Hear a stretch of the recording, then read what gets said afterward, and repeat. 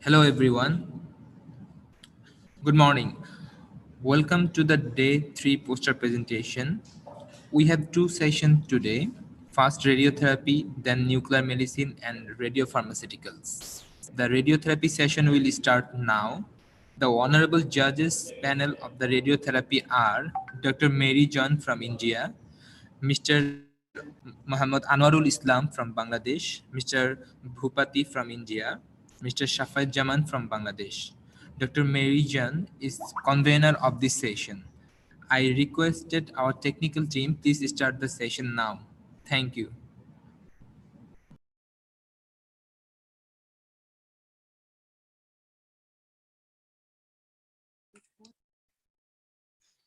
The title of the poster is Dosimetric Advantages of VMAC with Deep Inspiration Breath Hold Technique in House-only neck for left breast cancer treatment.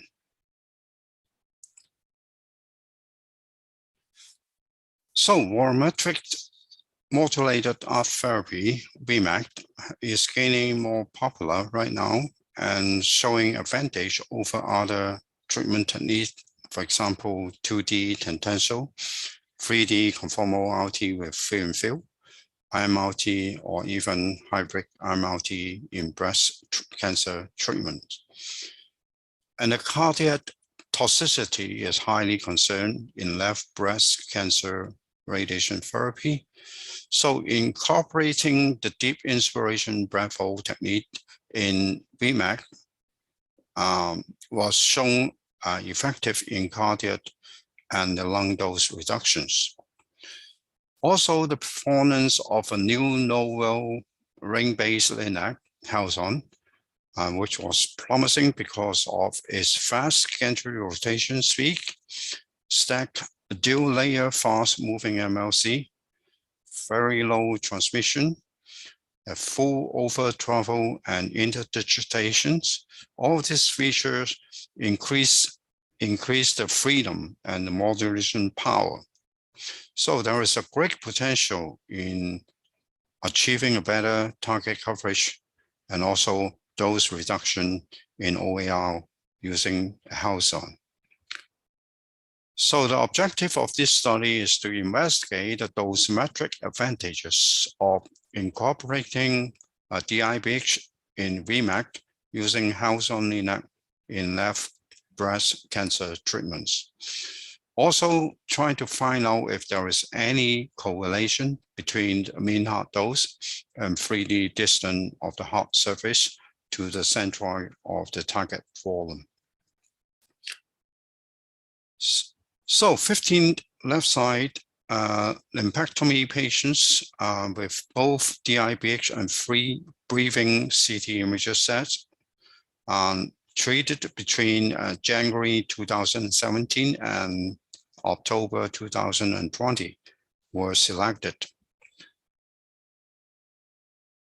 So each patient will perform a two-planned, two coplanar partial arch with total arch angle of 230 degree to 240 degree. And the starting gantry angle varied from patient to patient and range from 280 degree to 380 degree as shown in figure 1. So the collimator rotation will be 20 degree for art 1 and 340 degree for art 2. So wearing Eclipse TBS system version 15.6 were used for the planning, and those constraint and accepting criteria will follow RTOG 1005 protocol. And house-on version 2 were used for the treatment, which means it has the cone beam CT feature on that. So the prescription dose were 50.4 to PDB target and also 58.8 gray to boost PDB target. All the treatment are in 28 fractions with the SIB techniques. And the primary planning aim was to achieve at least 97% of the volume of Pdv 50.4 and Pdv 58.8 receiving 100% of the prescription dose. So the requirement is a little bit higher. Instead of 95%, we try to achieve 97%. So the maximum hotspot was limited to 110%. So we do a dosimetric comparison between the DIBH and free breathing group. For the target, we compare the conformal index, homogeneity index, Dmax, and also the target coverage. For the OAR, we compare D2%, V20, V10, and V5, and D mean for the hearts. We also compared left lung V20, V10, and V5. Left anterior descending artery, we compare the Dmax and D mean. Left ventricle, V10, V5, and D mean. Right lung, we compare V5. We also compare the contralateral best dose, the dose to 0.03 cc and also the D min. So all the data will perform a statistic analysis using the SPSS software. So if the data is under normal distribution, we perform 2 side pair t-tests. Otherwise, we use a Wisconsin signed RAN test. So for correlation analysis, we're trying to find the correlation between the mean heart dose and 3D distance from the heart surface to both centroid of the target volume for analysis. With the help of the Eclipse TPS contouring tools, we are able to find the 3D non-coplanar distance from the heart surface to the centroid of the target volume. We first record the coordinate of the centroid of the heart and to Pdv 50.4 and also boost Pdv 58.8. Then we draw a reference line which indicate in figure 2. This reference line was drawn from the heart centroid to the target centroid. For example, this one is the boost Pdv centroid. And the intersection of this line with the heart surface coordinate will record. So we record this coordinate and then we can use this to calculate the shorter distance between the heart surface and the centroid of the target. Pearson correlation coefficient was used in finding the correlation between the mean heart dose and corresponding shorter distance between the heart surface and the centroid of the target volumes. So -1 or +1 showing a perfect or strong negative and positive correlation. Okay, let's look at the result.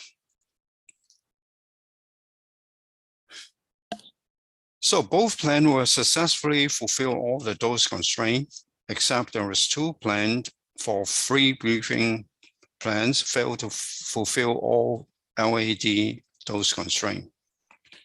And there was no significant difference in target coverage and also dose conformity index and homogeneity index. But for OAR, you will see that DIBH achieved a significant dose reduction in heart, LAD, left ventricle, left and right lung, and the p-value showing is less than 0.001. It was widely reported that the mean heart dose as well as the dose to LAD and LV in patients receiving breast radiation were associated with the heart toxicity and cardiac morbidity. So you can see that using a DIBH VMAC in VMAC, then we can significantly reduce the risk of having the heart toxicity and the cardiac morbidity.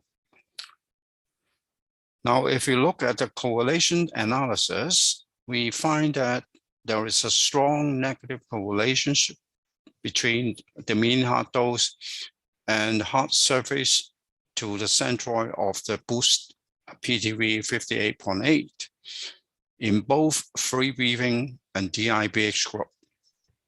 If you look at the figure 3, which is clearly stating that the correlation is -0.8. Now, in conclusion, Health-on DIBH VMAC demonstrate a significant cardiac and lung dose reduction in left breast cancer treatment. Second, it's a strong negative correlation between the mean heart dose and the 3D distance from the heart surface to a centroid of the boost target volume was observed. So the cardiac dose can be predicted before the treatment based on the calculation of the 3D distance between the heart surface and the centroid of the boost target. That's all my presentation. Thank you for your attention.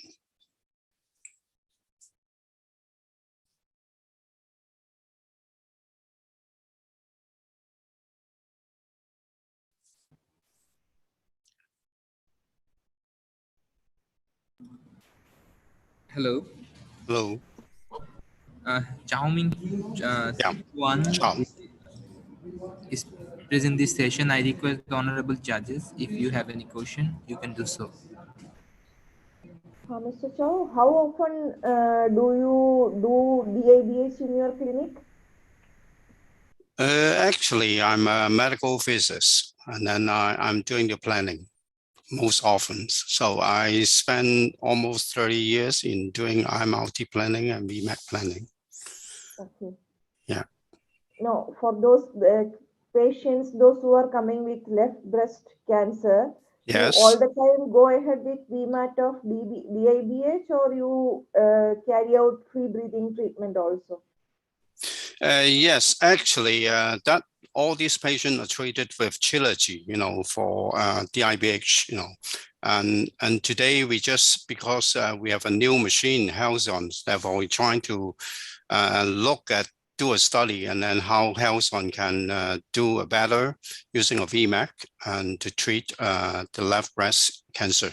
And also the most important thing is we try to find a correlation between the mean heart dose and also the target, but we find there is a strong correlation if there is a boost target right there. And so that's a good finding on that.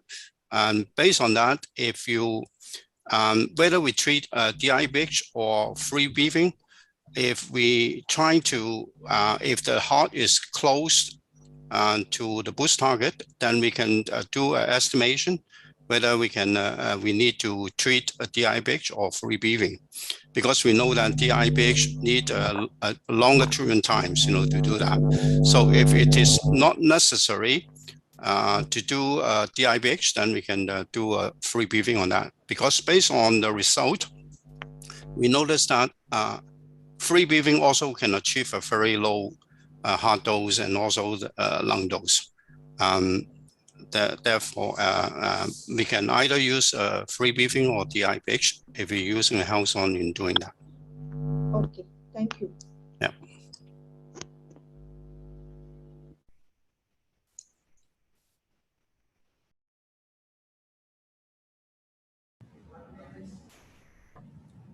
Okay, madam, can I go to the next presenter? Okay, thank you.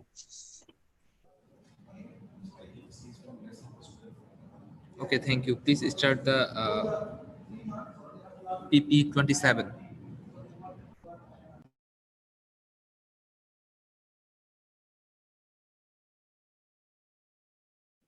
Hello, ladies and gentlemen. I'm Yongjin Kim at Catholic University of Korea. Today, I'm gonna talk about development of infrared marker for thermoplastic immobilization tool. Introduction. There are two things we focused on for patient positioning. Thermoplastic immobilization tools are commonly used immobilization methods. It is used as a method of compressing the skin surface and has patient-specific advantages. Next is real-time monitoring device. There are several imaging devices used in radiation therapy. Among them, real-time monitoring equipment such as variance RPM checks the movements in real time by placing a marker on the patient's skin surface. We thought about using thermoplastic immobilization tools and a real-time monitoring device together for patient positioning. However, it was considered difficult to use a thermoplastic immobilization tool because there is interference between the marker of real-time monitoring equipment and the thermoplastic immobilization tool. Therefore, our purpose is to overcome these drawbacks, and we proposed an infrared marker design to enable camera-based patient movement monitoring while using a thermoplastic immobilization tool. Methods. The IR marker consists of 3 parts: spherical mark and disc-shaped marker base, and cylindrical marker posts. The spherical marker acts to reflect infrared lights and is applied with a reflective spray. A cylindrical marker post is placed on the patient's skin surface while supporting the marker. The disc-shaped marker base has a number of holes perforated at the bottom. This design of disc-shaped marker base is to free position of the cylindrical marker posts. Specifications are as follows. Spherical marker diameter is 1 centimeter, and diameter of disc-shaped marker base is 1.5 centimeter. Diameter of cylindrical marker post is 0.2 centimeter. Results. The 3D modeled IR marker was fabricated with a 3D printer. Quantitative evaluation was not performed. The only qualitative evaluation was performed. The first figure shows a 3D printed IR marker. The second and third figures shows that the developed IR marker is attached to the skin surface using double-sided medical tape. The last figure is when the thermoplastic immobilization tool and the developed marker are used together. You can see that they are well attached with no interference. Conclusions. We have developed the IR marker for the thermoplastic immobilization tool, and the developed IR marker was confirmed to be suitable for our purpose. In addition, since the IR marker is made with a 3D printer, the design can be easily modified and can be produced in small quantities and at low cost. For the study, we will verify with the stereo vision that the developed IR marker detects movement of the patient's surface. Thank you for your attention.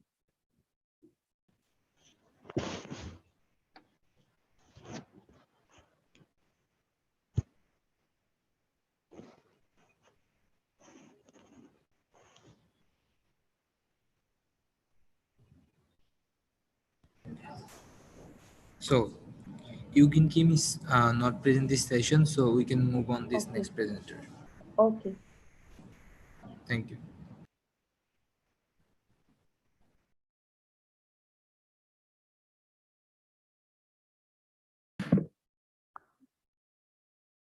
Good morning to all. This is Ravikant. I'm a PhD scholar in the Swami Rama Himalayan University, Dehradun, Uttarakhand, India. So here I am presenting my topic on to evaluate conformity index in ILRT and 3D-CRT plants and analyze volumetric variation in the target volume obtained ILRT treatment in carcinoma lung patients. So the brief introduction is about brachytherapy. It is a modality used for the treatment of carcinoma lung patients as a palliative intent. Brachytherapy is a precise placement of a small encapsulated radioactive source directly inside or in close proximity of the tumor to deliver localized dose to the tumor and spare the healthy tissues surrounding the tumor. The three-dimensional conformance radiation therapy is also used for the treatment of lung cancer. So the aim of my study is to evaluate conformity index in ILRT and 3D-CRT plants and analyzed volumetric variation in the target volume obtained ILRT treatment in carcinoma lung patients. So the methodology which is used here, we have retrieved 15 patients of carcinoma lung who were already underwent intraluminal brachytherapy treatment and replanned with three-dimensional conformal radiation therapy in the treatment planning system with Oncentra master plan. And the analysis was done to evaluate the target volume coverage through conformity index in the ILRT and the 3D-CRT plans, and also to assess the volumetric variation in the target volume after 3 ILRT sessions. So OIRs and target volumes were delineated on the CT images of the patient, and dose prescription was 7 gray per fraction. Total 3 fractions was delivered through brachytherapy, and the target received 30 gray in 3D-CRT plans. The target volume coverage in ILRT and 3D-CRT plans were analyzed through conformity index, and the volumetric variation in the target volume from first session to third session of ILRT were assessed through those volume histogram to tools and detailed table in treatment planning system. So the result shows that the analysis was done on 15 patients, and the average CI values, that is conformity index with standard deviation, are 0.862 plus minus 0.056 and 0.926 plus minus 0.51 in ILRT plans and 3CRT plans respectively. This is shown in figure 1, and the average volumetric variation in the target volume was found from 18.51 cc to 13.11 cc in first to third ILRT session, in which is shown in figure 2. So the conclusion of the study is this study shows that in 15 patients the conformity index was better in ILRT plans with 3D-CRT plans. It also showed that there is a significant variation or volume reduction in the target volume irradiated with ILRT. This implies that the ILRT is better as compared to 3D-CRT technique in the lung carcinoma patients where the disease in the primary and the secondary bronchus. So here this is the two references I have put, and my contact details and acknowledgement to my supervisor, Dr. Professor Meenu Gupta. She is HOD Radiation Oncology. Thank you so much for listening my presentation.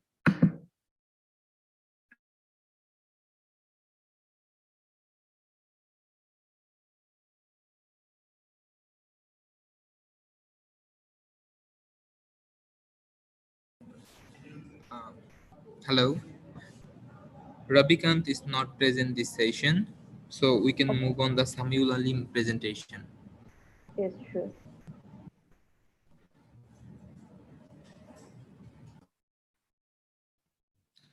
Assalamu alaikum. First of all, I'd like to thank Almighty God who created me as a human being. After that, I would like to thank AOCMP Scientific Committee for choosing my paper as a poster presentation. And my topics is comparison of three-dimensional conformal radiotherapy and intensity modulated radiotherapy in carcinoma cervix. Introduction. Compare the target volume dose and organometrics dose between 3D-CRT and IMRT treatment plan to improve the radiotherapy treatment technique in order to reduce the radiation toxicities and better tumor control. Aim of the study to investigate the dose volume, PTV, and OAR in 3D-CRT and IMRT treatment technique for cervix cancer. Method. For that study, we took 10 patients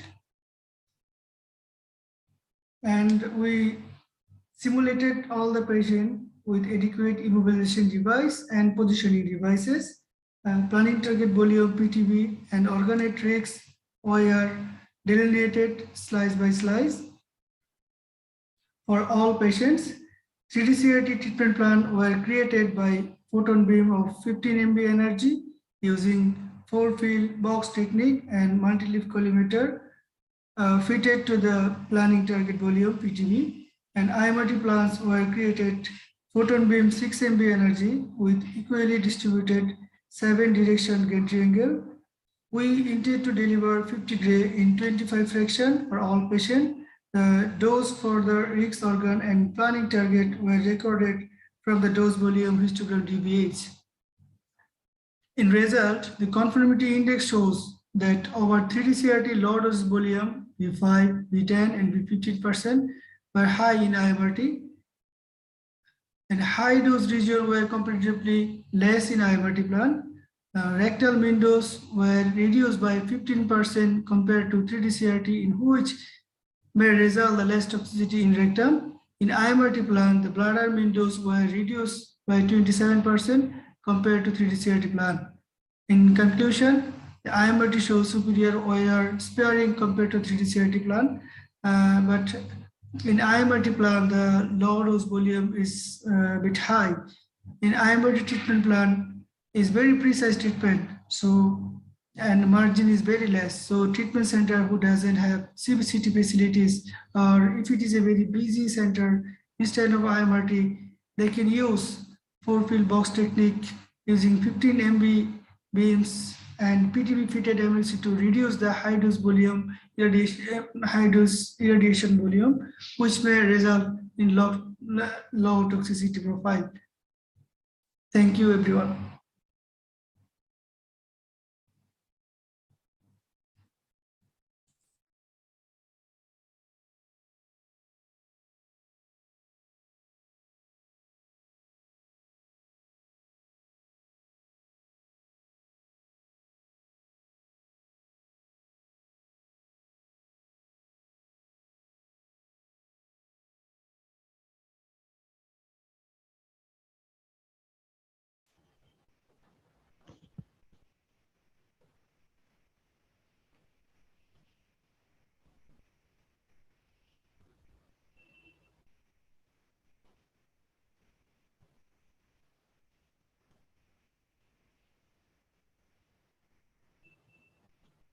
Masum,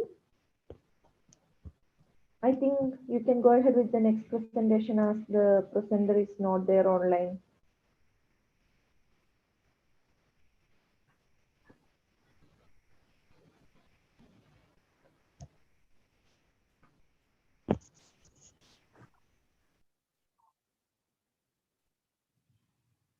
Good morning, everyone.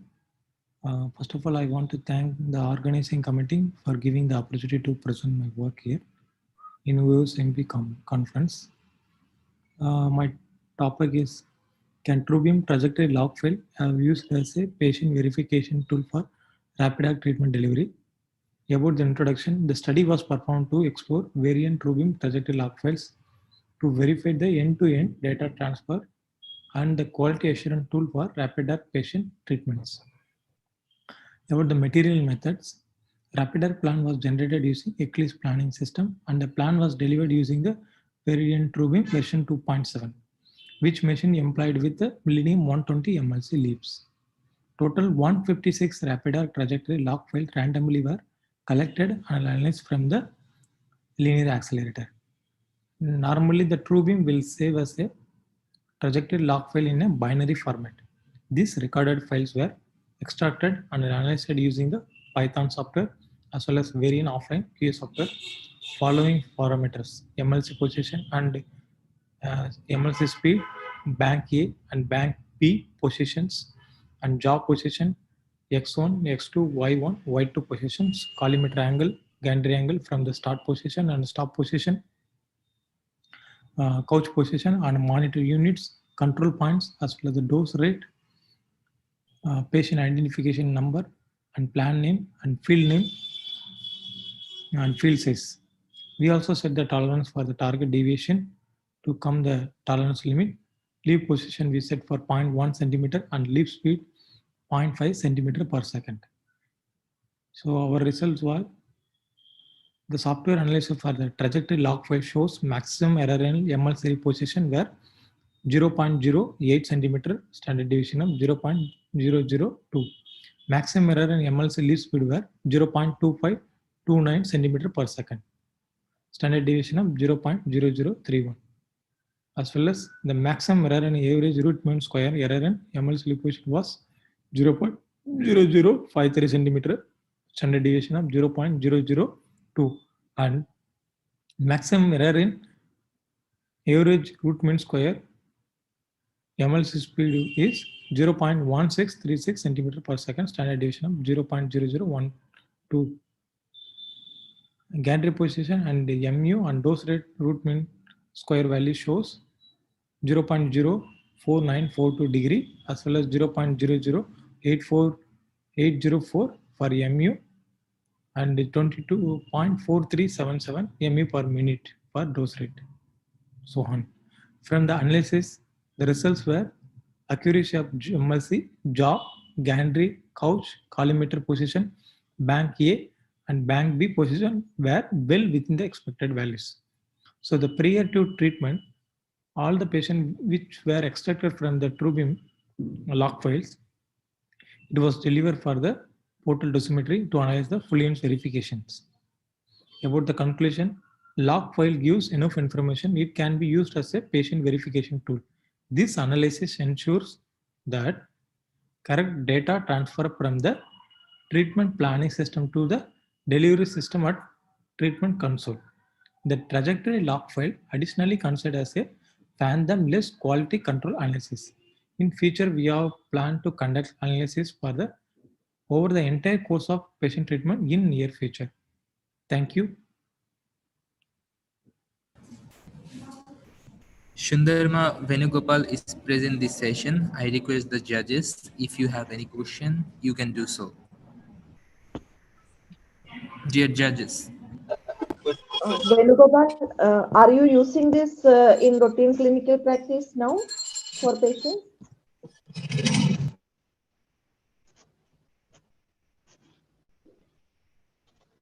Please unmute yourself.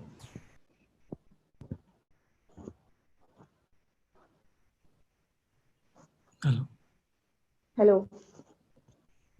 Are you using this technique in routine clinical practice today? Or it was just a analysis study? This was just analysis study. Okay. And other judges? I have one question. Yes. Hello. Yes, sir. Yes, please. Hi, Ben. How are you? Hi, sir. Good morning. Thank you, sir. Okay.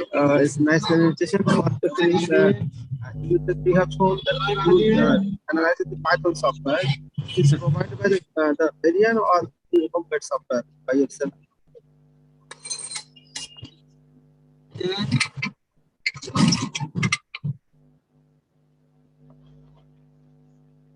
Unmute yourself, Venugopal. You are muted. Hello? Ah, yes, please. No, you got unmuted again. You are muted again. We can't hear you. Can you hear Yes, me? yes. Now we can hear you. Yeah, this software we requested from Varian personally. This software currently not available in market actually.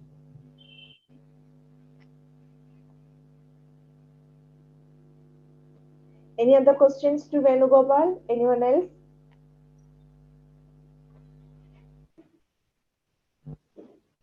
Yes. Masum, I think we can go ahead with the next presentation as there is no further questions. Yes, Thank yes, you. Thank you, yes, Venugopal. madam. Please start the Martin Jonathan Woodson presentation. Okay. Thank you for the opportunity to talk to you today with my poster, Smart Armor for Radiotherapy, Reduction of Unwanted Radiation. My name is Dr. Martin Butson from Solutions Proprietary Limited, and today I just want to bring forth a new product that you can actually use in your clinic, which is called Smart Armor, and it's used for reducing unwanted dose in peripheral regions of during radiotherapy. Now, research into the correlations between radiation dose and oncogenesis is ongoing. However, it has been noted in long-term analysis that the risk is significant, and especially in cancer childhood survivors. A study by Tepan in 2019 showed that an excess odds ratio per gray of radiation for basal cell carcinoma of 1.09. Or in other words, that means for every gray of radiation exposure, that more than doubles the odds of developing a BCC in your lifetime. So any unwanted excess exposure to radiation does increase your risk of cancer, and that's a fact that we all know fairly well. And this demonstrates the necessity to maintain radiation exposure as low as reasonably achievable, or the ALARA principle, especially to any regions that we do not want treatment to occur. And we're all aware of the long-term data from atomic bomb survivors that shows that doses of around 1,000 millisieverts or a gray increases the risk of oncogenesis or cancer inception in their lifetime by up to 300%. So with the ALARA principle in mind for radiotherapy, our aim of this project was to minimize peripheral radiation exposure to all areas of the body with a contralateral breast focus during clinical radiotherapy treatment. And why? Of course, because all radiation exposure increases the risk of new cancer development, and so any reductions would improve long-term treatment outcomes. And as such, what we did was develop Smart Armor. Now let me just zoom in on a photo so you can get an idea of what this Smart Armor is and looks like. So Smart Armor stands for Scale Mail Armor for Radiation Therapy. It is a device that can be quickly and easily placed on any part of the body in a peripheral region to treatment to reduce unwanted radiation dose by shielding electron contamination and low energy photons. Smart Armor is easy to use, it is reusable, easy to clean, and conforms to any size and shape required to be shielded. It can be used for any fields and treatment types as long as it is placed outside the treatment field. So obviously here we can see an image of this Smart Armor. It basically is very malleable. It's very easy to place, as we mentioned, easy to clean. So what you want to do is just, if you have a treatment field, and in this case here, we may be treating the right breast. And so what you would want to do is actually shield maybe the left breast or the contralateral breast. So you'd actually get the Smart Armor, you just drape it over the breast. The edge of the shield here of the Smart Armor is very easy to shape so that you can shape it around the edge of the treatment field. And it sits very easily because it's quite flexible due to the design of the scale mail. It can droop over the breast, it can conform to the breast. It feels quite easy for the patient and basically provides quite a unique shielding experience that doesn't have to be cut, made, or shaped. It's very easy to put in. It only takes about 30 seconds to put in. So what we've did for actual testing of this smart armor. So to perform clinical style testing of the smart armor was positioned on an anthropomorphic phantom, and surface and skin dose measurements were made with radiochromic film. The experiments were performed to analyze the dose distributions to peripheral regions with and without this smart armor in place. And these figures here just show a typical setup for using smart armor in the clinical situation for breast cancer, so that you're basically shielding the contralateral breast and any other regions, whether that be around the neck, shoulder region, or abdominal region as well, if you wish. So what were the results we found from using the smart armor? So the smart armor was found to reduce dose to the contralateral breast by up to 80%. It was substantially reducing any damaging radiation exposure otherwise delivered. Now, for 5 different patient treatments we performed for breast cancer patients, we found similar results found across all experiments. And this figure here shows the surface dose or the skin dose that was delivered with and without smart armor in place. So this dose here was the dose within the field with the use of smart armor across the top part of the breast here. And then this contributes to the peripheral region. So this would be the area in the contralateral breast as we skirt across from the medial to the lateral side of the treatment. And you can see without the shield in place or without smart armor, we're still getting quite large doses caused by that contamination, electron contamination, and some radiation scatter. Once the shield is put in place, you can see that very importantly, the dose within the field, within the actual treatment field, is not affected at all, but dose outside of that treatment field is significantly reduced, as we can see. When we look at that as a percentage, what we see here, and these are for all the peripheral regions of this patient, we get a significant reduction of anywhere between 60 and 80% reduction in dose for all the patients tested, showing that the smart armor was providing a significant reduction in the dose delivered to these regions, and therefore providing a better outcome for the patient in the long term. Now, smart armor was also additionally tested in other types of treatments, not just breast cancer, and that was for its clinical capabilities for treatment in regions confirmed. And what we did is we treated different types of patient treatments on anthropomorphic phantoms, and there were 3 breast chest fields, 3 prostate and abdominal fields, 2 head and neck type treatments, and a limb type treatment, all totaling up to 76 IMR fields that were tested for shielding using the smart armor. And the figure over here shows the percentage reduction that was achieved using the smart armor in these peripheral regions. And the histogram and the spread of the dose reductions is shown in the figure, where in nearly all cases, more than 60% reduction was seen, and 70 to 80% reduction was the most common reduction seen. So smart armor is showing that basically it has the ability to reduce dose significantly in peripheral regions. So this is where you come in. And your centre can come in on this study if you wish. We certainly would like to invite you to join the pilot study. So we are currently looking for people to work alongside with in a hospital or a clinic who would like to take the opportunity to use smart armor clinically, and thus validating the skin sparing benefits of this device and how they can improve that with patients. So in order to run this study, if you'd like to do this in your centre, we are happy to provide you with sets of the smart armor to test with patients, which we, of course, will donate to your centre at the conclusion of testing after they've been used on patients. We will also like to provide any relevant training and information for your staff to actually get this up and running, and we can certainly talk to you. And certainly this can be done remotely at the moment, or if you'd like, I can come to your centre and actually provide that training in-house on the use of smart armor.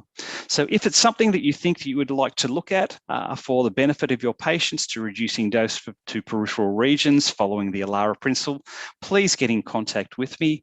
My name is Martin, and the best contact will be through email at martin@safesticker.org. So I'll just say that again, martin at safesticker.org. So again, thank you so much for listening to me. And if you have any questions or further information you require, please contact me. Thank you so much for that. So thank you. Martin Jonathan Woodson is present this session. I request our judges, please ask him any question if you have.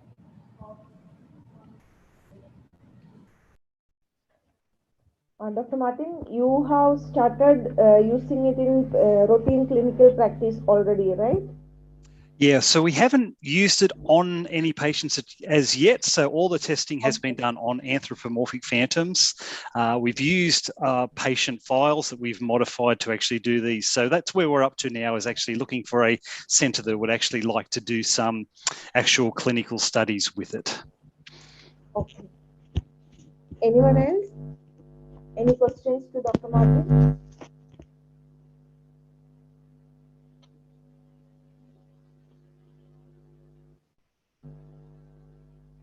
I think there are no other questions. Thank you for introducing this new thing to us. I think we will go ahead with the next presentation. Masoom? Thank you very much. Thank you. Thank you very much. Please start the next presentation. Dear ladies and gentlemen, thanks for providing me this opportunity to present my talk at the 21st conference of AFOM. The title of this poster is Evaluation of Radiosensitization Effect of Gold and Hafnium oxide nanoparticles on HeLa cancer cells under 6 MV radiotherapy. Radiotherapy is one of the major techniques used for cancer treatment. Over the past decades, various metal-based nanoparticles have been investigated and used as radiosensitizers. These are used for increasing the lethal effect of ionizing radiation on tumor cells and, on the other hand, reducing side effects of it on healthy tissues. In KV energies, the interaction occurs mainly through photoelectric effect that is strongly dependent on atomic number. However, in megavoltage energy, the Compton interaction is dominant. The probability of Compton interaction is independent of atomic number.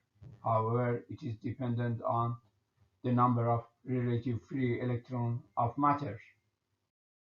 In recent years, hafnium oxide nanoparticles have received much attention. Studies have shown positive results in low toxicity and physicochemical interaction in the biological environment. In previous studies on the sensitization effect of hafnium oxide nanoparticles, high atomic number and electron density of this nanoparticle have been mentioned as desirable radiation sensitizer. Since the atomic number of gold nanoparticle is higher than that of hafnium oxide, in this work we have compared the sensitivity of these two nanoparticles and analyzed the results. Therefore, the aim of this study was to conduct and investigate the radiosensitization effect of our specifically synthesized high-Z hafnium oxide nanoparticles on cancer cells exposed to 6 MV energy of a clinical radiotherapy linac. Furthermore, the effectiveness of our specified coated hafnium oxide nanoparticles were compared with that of our gold nanoparticles for the same cancer cells and radiotherapy procedure.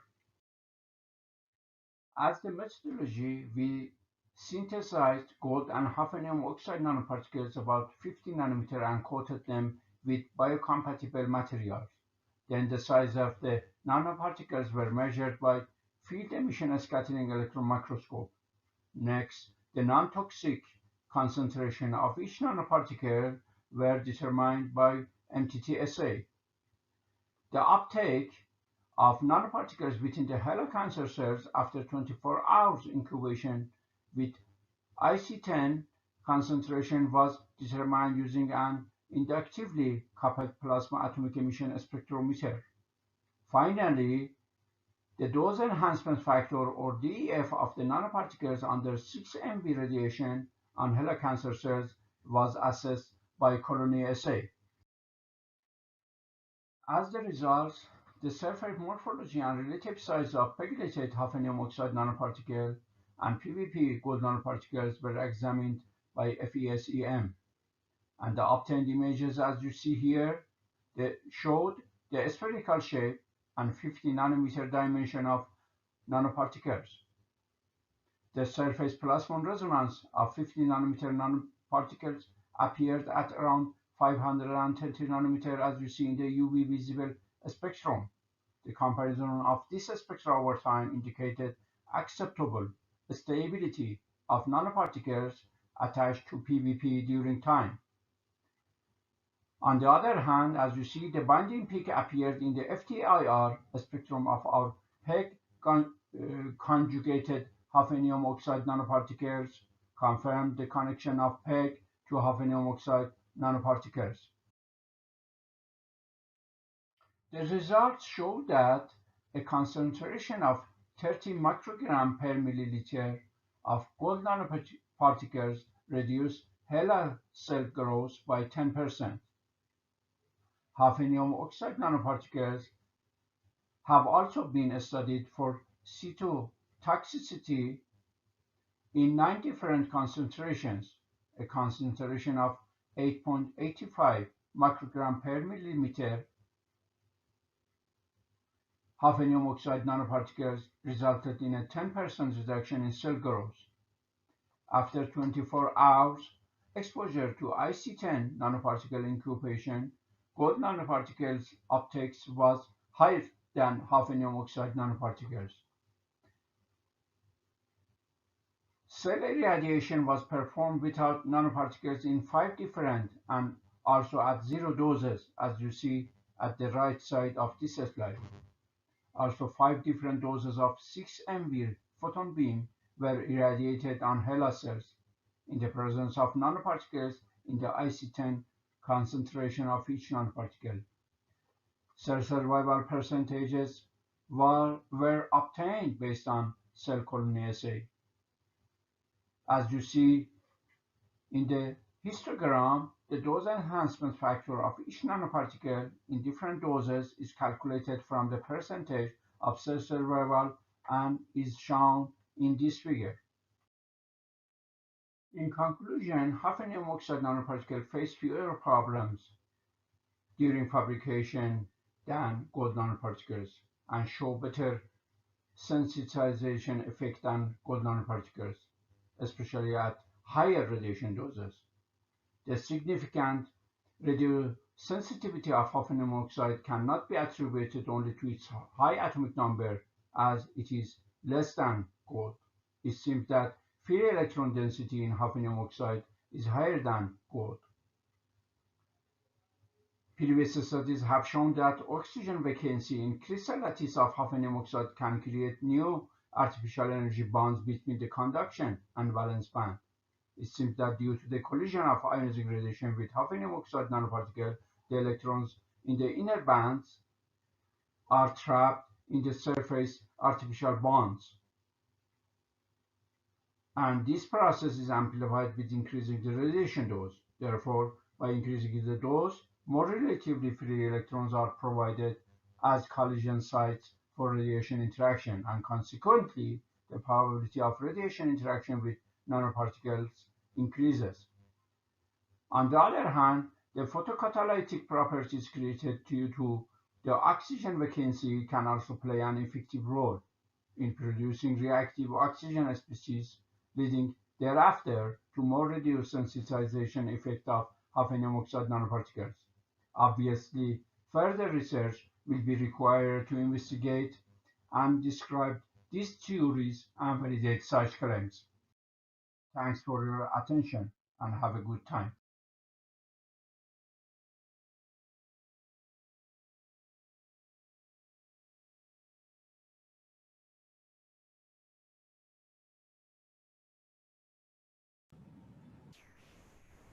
Thank you.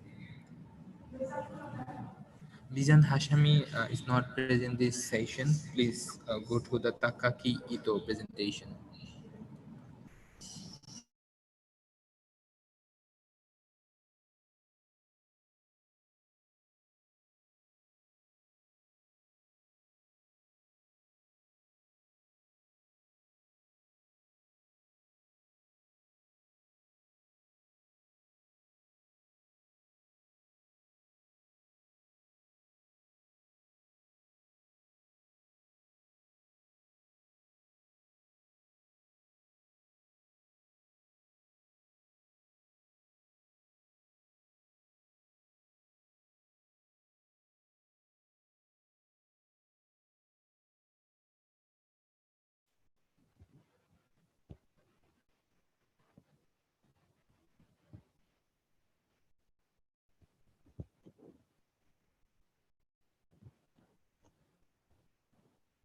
Masum, I think the audio is not Yes, on. Some I problem with the can't hear recording. anything. Okay.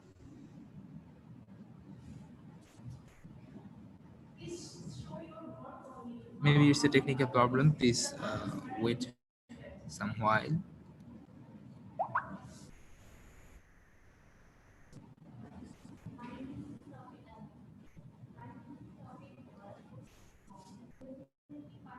Dear technical team, what happened? Please inform us.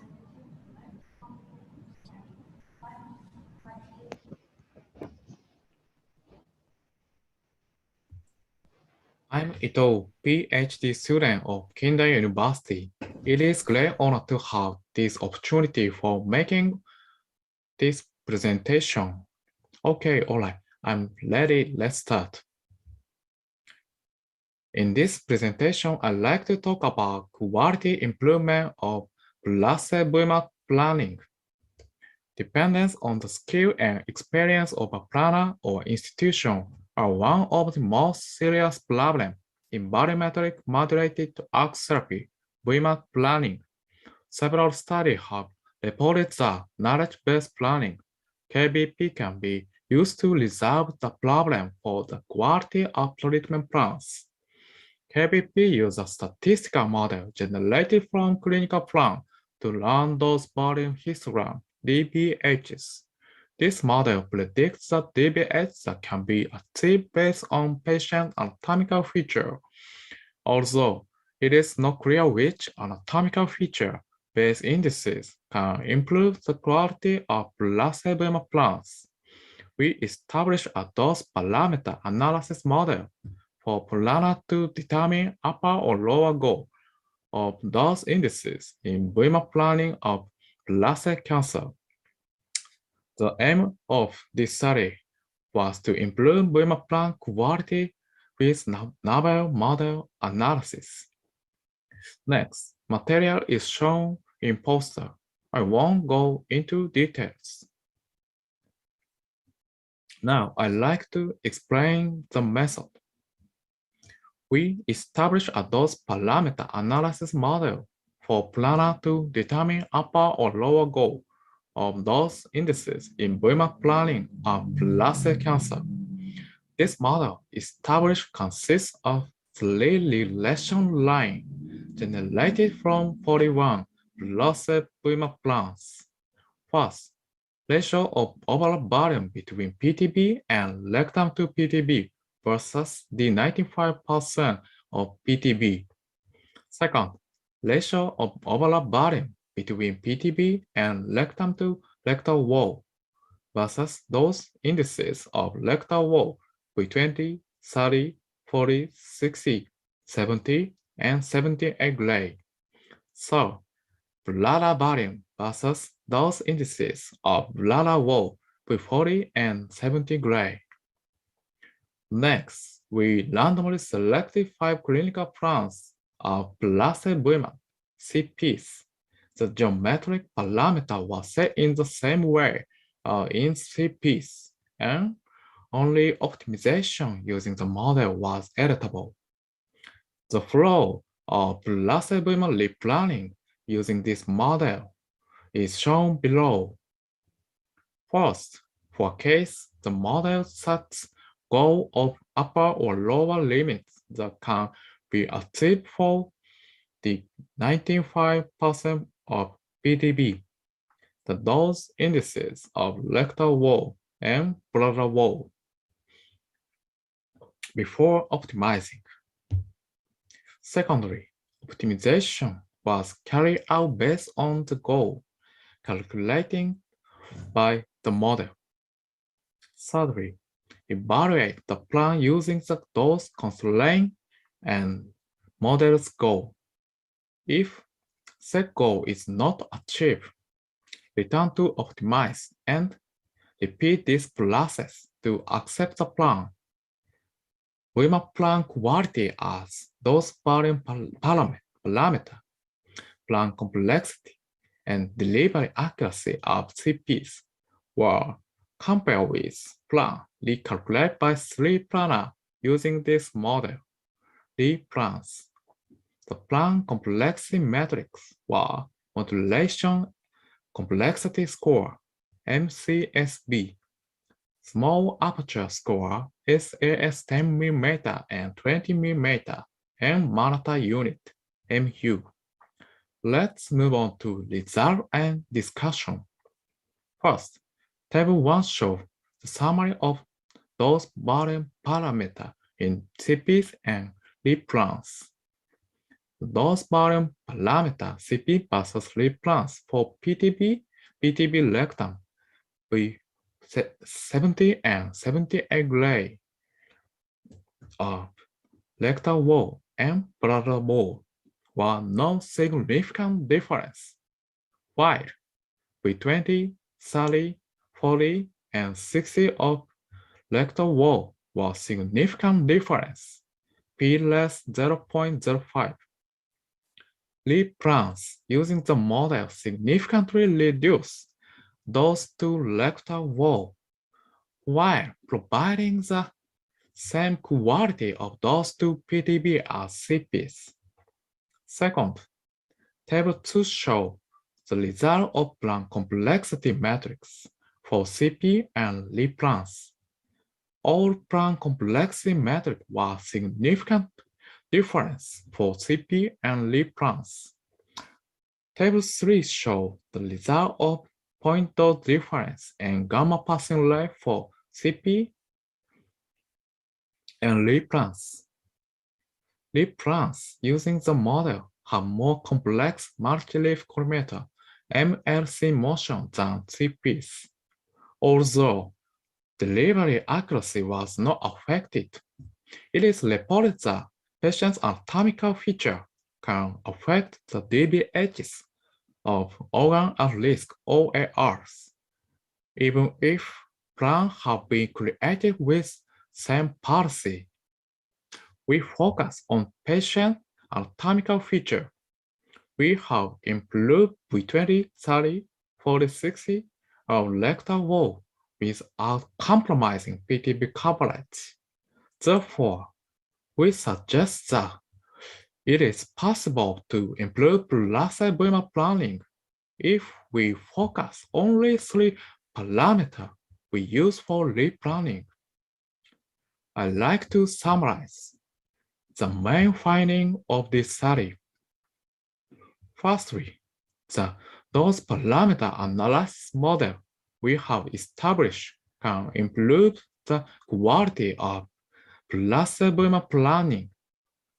Finally, we have found factors that impact the quality of placebo planning. That's all I have to say. Thank you for your attention.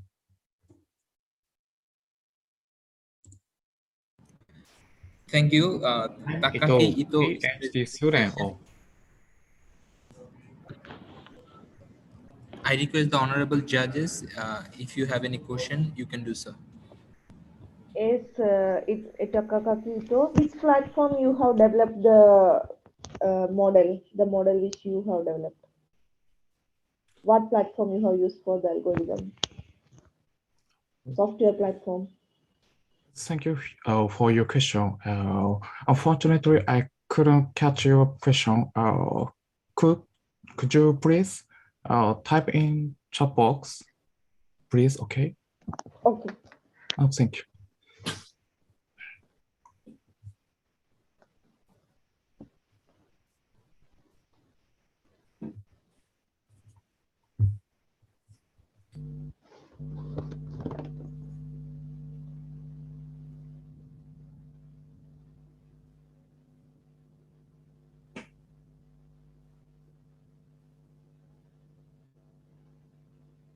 Can you play next video?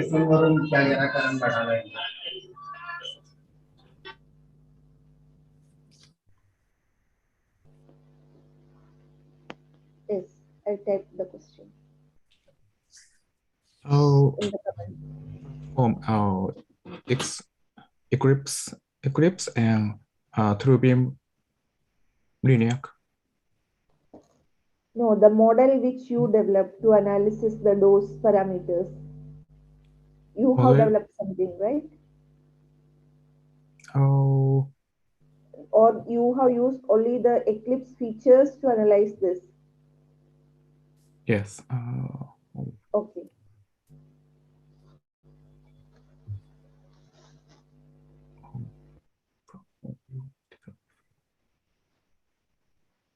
Any other questions?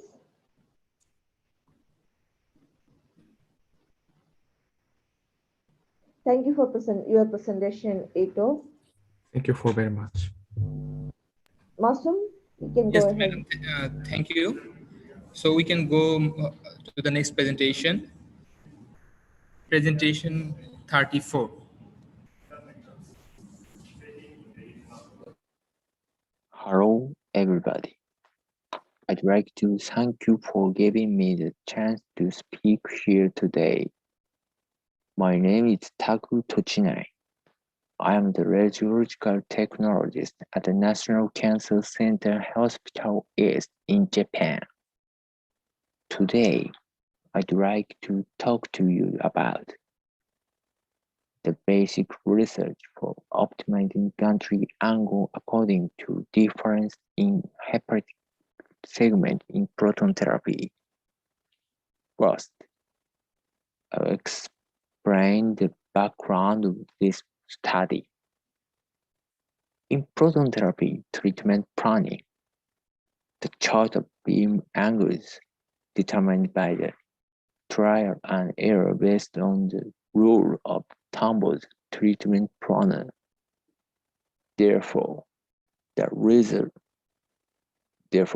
result very depend on the treatment planner. It is not yet clear which angle should be chosen to maintain target coverage and reduce the impact on other organs. Since proton therapy has a high local control rate for hepatocellular carcinoma, it is important to optimize the treatment plan. The purpose of this study to clarify the difference of gantry angle by hepatic segment.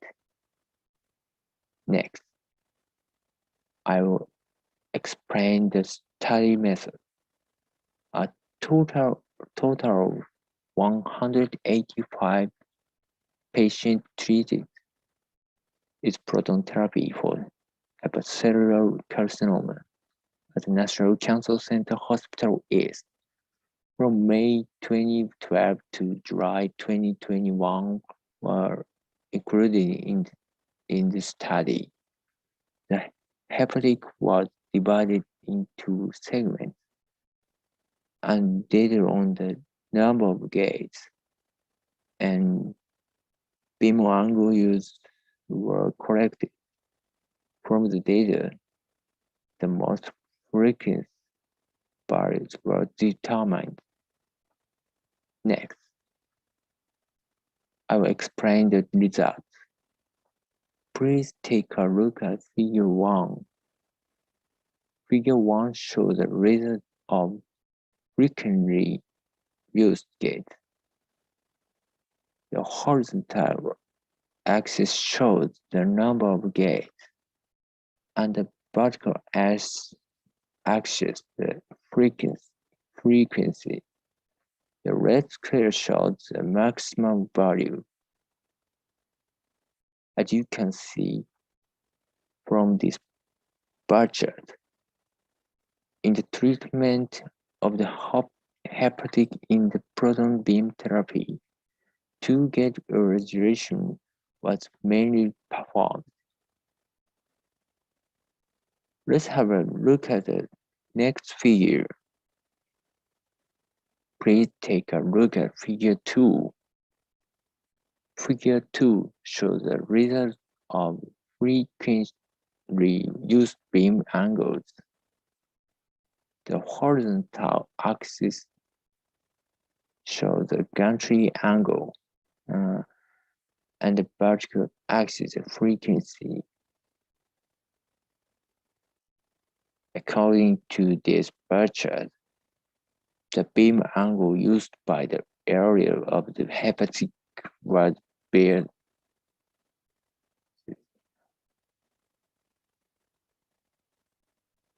Beam angles not used in all segments are excluded from the bar chart. Please pay attention to Figure 2.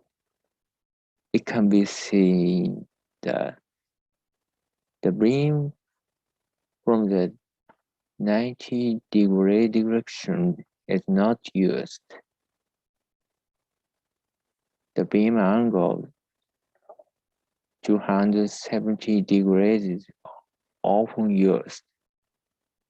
In S1, 2, 3, 4, 5, 7, and 8, 180 degrees were mostly selected.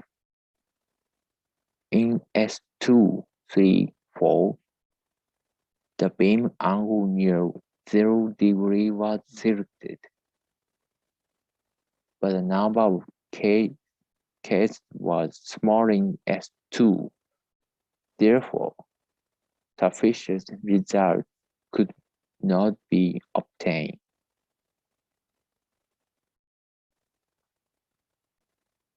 Let me summarize the point of our presentation. There was a difference in the beam angle configuration used for each tumor location. Use the angle that matches each hepatic segment, or you should make adjustments based on this. And the determination of the beam angle will be discussed in the future, as it includes factors such as the distance between the tumor and the organ at risk. I would like to close the presentation. If you have any questions, please email me. Thank you so much for taking the time to join today.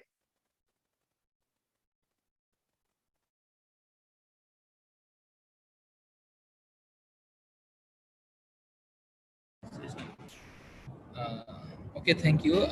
Taku Tochini is not present this session, so we can go through the next presentation, PowerPoint 35. Please start the PowerPoint 35.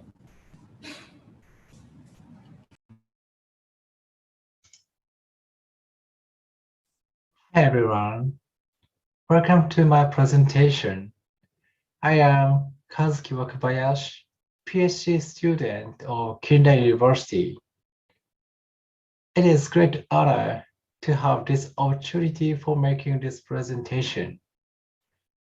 I'd like to present about our newly developed real-time shapeable bolus for erectile radiotherapy. All right, let me begin with my first point, which is introduction. In erectile radiotherapy, the unexpected air gap between a patient body and the bolus decreases the delivered dose to superficial tumors.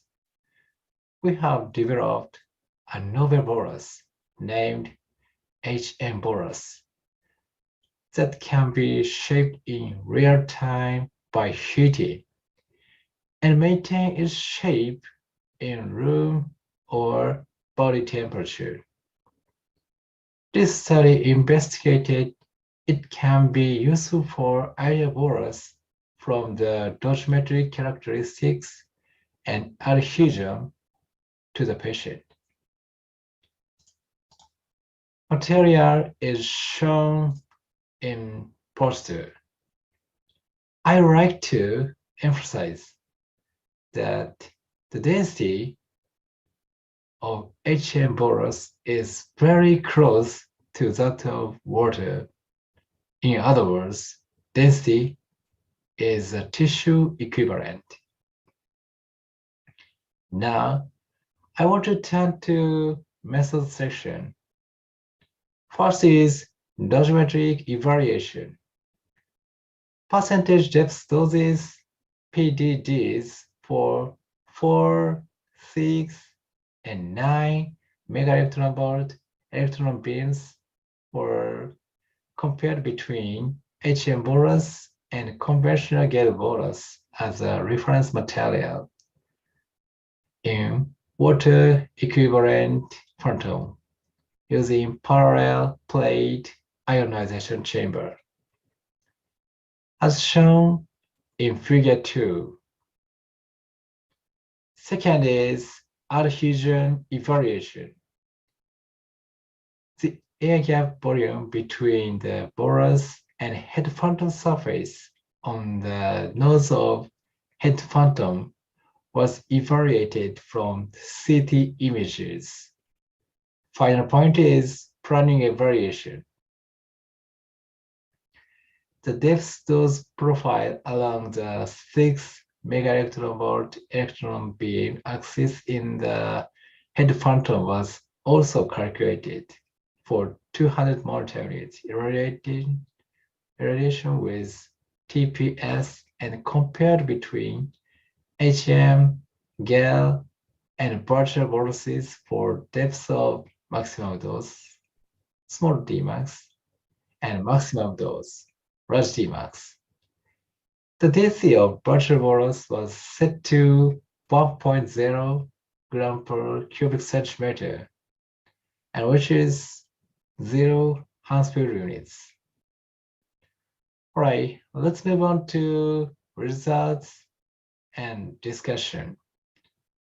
Have a look at these results of Pdds. In figure 3, the Pdds between the HM bolus and gel bolus were in close agreement within 2%. Based on this result, I am completely confident that HM bolus is tissue equivalent material. Next is adhesion evaluation. Figure 4 shows that HM bolus is significantly better able to adhere to the phantom surface than the gel bolus. The air gap volume under the HM bolus and gel bolus was 3.14 and 50.35 cubic centimeter respectively.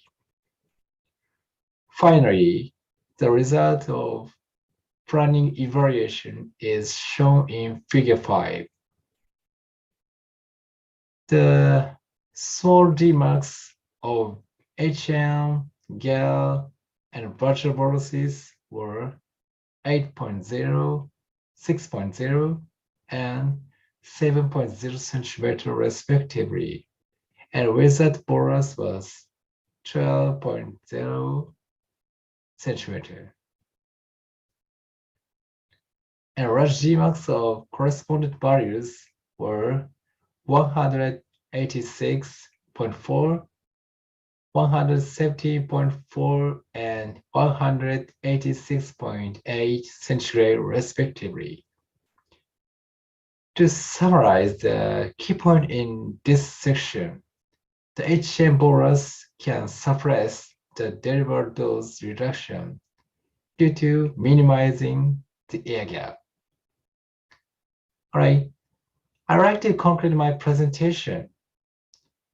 The HM bolus has equivalent dosimetry characteristics to conventional gel bolus and achieves excellent adhesion to the body surface, which can be useful for electron radiotherapy. Thank you for watching my presentation. Thank you. Kazuki Wakabayashi is present here.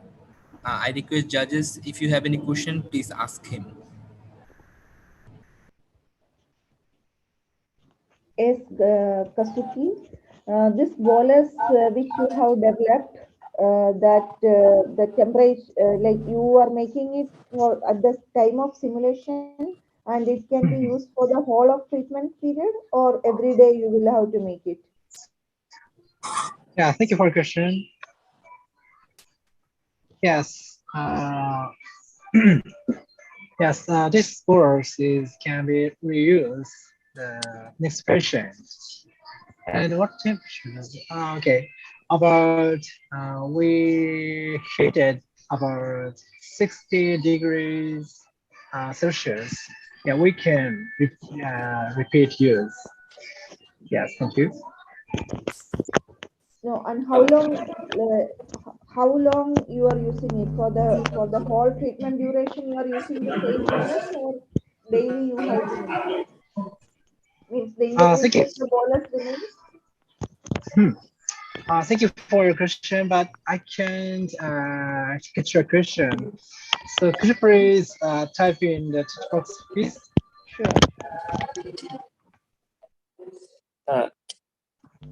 I have another question. I have one question. Yes, thank you. Do you make this bolus based on the CT image or on real on the patient surface? Thank you for your question. Okay, I'd like to confirm your question. You may ask me about the HM bolus can be using the CT image. Is it right? Yeah. Yes, we can use the CT image. This is because HM bolus is not have a metal artifact. Yes, so we can use a CT image. Thank you.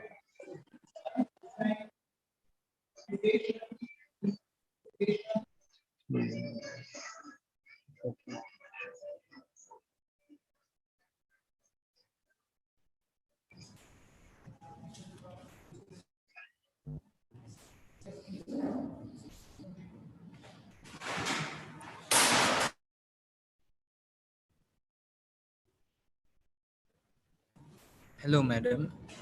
I think there are two more questions in the chat box to Mr. Kasuki. Yes, thank you. Okay, thank you for your question. Yes, the borers can remain the shape and thickness. Yes, so your question is both integrated remains for treatment duration. Yes, this answer is yes.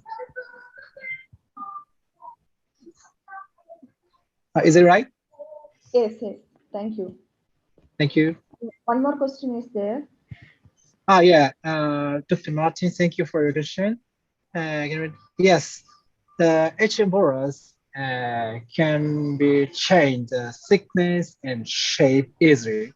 So we can change the thickness, different thickness. Yes. How well each type to confirm? Yes, energy. Yeah, we can change the thickness for different energies.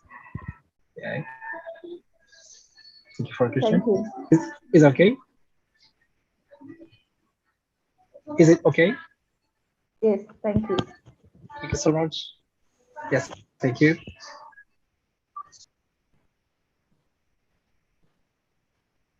Masoon, we can go ahead with the next presentation. Please start the poster presentation 36. Bizan Hashemi again. Dear ladies and gentlemen, thanks for providing me this opportunity to present my talk at the 21st conference of AFOM. The title of this poster is Assessment of Novel Developed IMRT Planning Protocols for Treating Nasopharyngeal Cancer Patients based on the target and organs risk common volumes. Radiotherapy concurrently with chemotherapy is the definitive treatment used for nasopharyngeal cancer. In nasopharyngeal cancer radiotherapy, vital structures such as salivary gland, brainstem, spinal cord, optic nerves, and optic cusp are close to tumor volume. IMRT provides sharp dose gradient between the margins of target volume and organs risk. In addition, 3D conformal radiotherapy with different techniques have also been proposed to spare spinal cord. But such techniques are faced with the problem of field matching regarding responsible for uncontrolled overlap of treatment fields or gaps at the level of PTV or organ risk complications.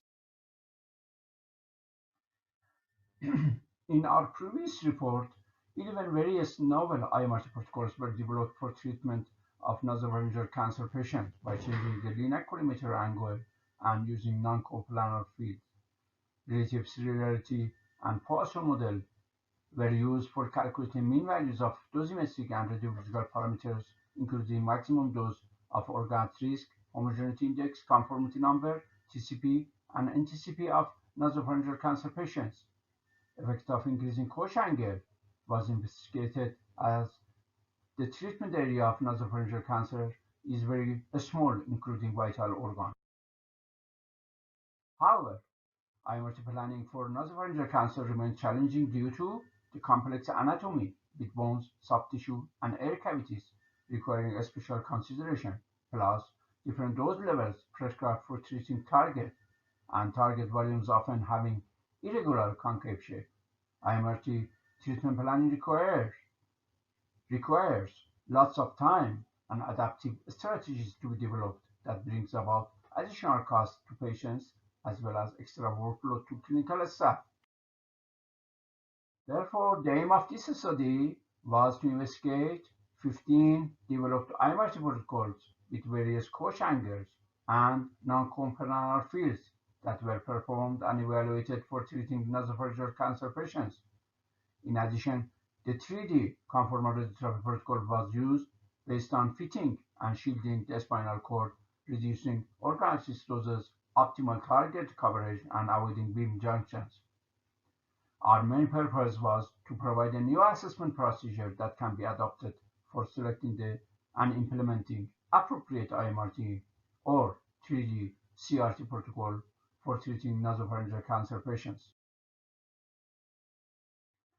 30 nasopharyngeal cancer patients undergoing radical IMRT and 3D CRT were selected. Anatomic contours were delineated on their fused CT and MR images using Eclipse TPS. Target volumes were delineated based on RTOG recommendation. 15 novel developed IMRT protocols were performed on the patient. The developed protocols were all 7-field IMRT plans comprising of a combination of 2 plus 5 fields with 0.5 and 10-degree collimator angle and 0.4 and 12-degree Koch angles. In this table, you see the details of all the 15 protocols that have been carried out with the various setting of Koch angle and also collimator angle. The used 3D conformal radiotherapy protocol included 2 phases. At the first phase, a 60-gray dose prescribed to the total PTV consisting of a completely isocentric technique with 5 photon fields. At the second phase, the PTV 59 and 54 were deleted and a 10-gray dose was prescribed to PTV 70 with the same isocentric technique as first phase. The 5-field technique that's used for 3D conformal radiotherapy can be seen in beam eye view drawing. The thick lines represent the irradiated fields and the beam edges are the rectangular gray lines. PTV is the gray area, patient contour, and spinal cord are also outlined. Based on the calculated TCP, NTCP, and P+, all 15 various IMRT protocols showed a strong correlation with only one parameter, namely the common volume between the total planning target volume and organ at risk. The TCP, NTCP, and P+ means calculated from the nasopharyngeal cancer patient data for all IMRT protocols are presented in the following tables. In table 2, you see the mean of NTCP plus standard deviation values of the developed IMRT protocols at three ranges of common volumes between PTV and organ risk with relevant p-values. And in table 3, you see the mean value of TCP, tumor control probability, for the developed IMRT protocols at three ranges of common volumes between PTV and organ risk with relevant p-values. And finally, in this table, you see the mean of P plus radiological parameter plus standard deviation values for the developed IMRT protocols at three ranges of the common volume between the PTV and organ risk with relevant p-values. Our detailed findings regarding various treatment procedures of nasopharyngeal cancer patients indicated that the common volume between PTV and organ risk can be proposed as an important anatomical parameter for comparing radiological parameters to select appropriate IMRT protocol. For all developed IMRT protocols 13 and 14, that were a combination of 5 plus 2 field, both with collimator angles of 10 degree and 0 degree respectively, but with different Koch angles of 4 and 8 degrees, can be recommended due to their reduced NTCP at the lower range of common volumes between PTV and parotid glands. However, no significant differences were noted between the NTCP of all IMRT protocols at higher ranges of common volumes between PTV and parotid glands. In addition, our findings regarding the comparison of IMRT and 3D conformal radiotherapy protocols indicated the lowest NTCP and P plus mean values for the IMRT over all ranges of common volumes between PTV and parotid glands. However, all IMRT and 3D conformal radiotherapy protocols provided good results in terms of tumor control, I mean TCP mean values. In conclusion, considering our extensive study on various IMRT and 3D conformal radiotherapy protocols, we can conclude the developed IMRT protocols are suitable for treating nasopharyngeal cancer patients. However, such IMRT protocols are faced with more treatment costs, difficulties in quality assurance, and also considerable possible effects of secondary cancer of organs risk compared with 3D conformal radiotherapy.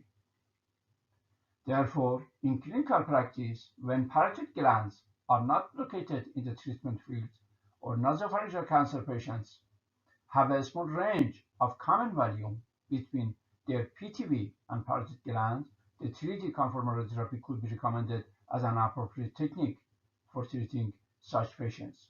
By the way, the proposed IMRT protocol could still be recommended for the patient with higher ranges of common volumes between the PTV and parotid glands to reduce severe complication of xerostomia side effects in nasopharyngeal cancer patients undergoing radiotherapy. Thanks for your attention and have a good time.